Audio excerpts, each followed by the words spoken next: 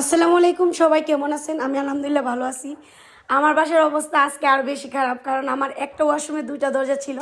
আমার রুমের ডিজাইনের জন্য একটা দরজা বন্ধ করে দিতে হয়েছে।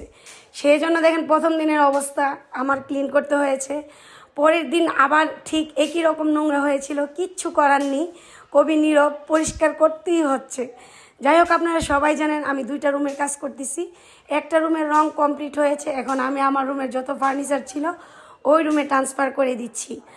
কারণ এই আমার রুমের জন্য নতুন ফার্নিচার বানাচ্ছি, তাই আমার রুমের ফার্নিচারগুলো এই রুমে দিচ্ছি।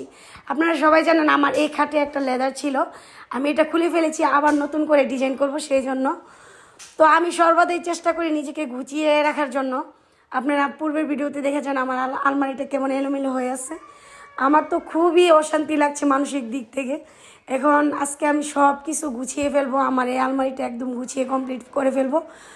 তো গুছিয়ে থাকতে আমি অনেক পছন্দ করি।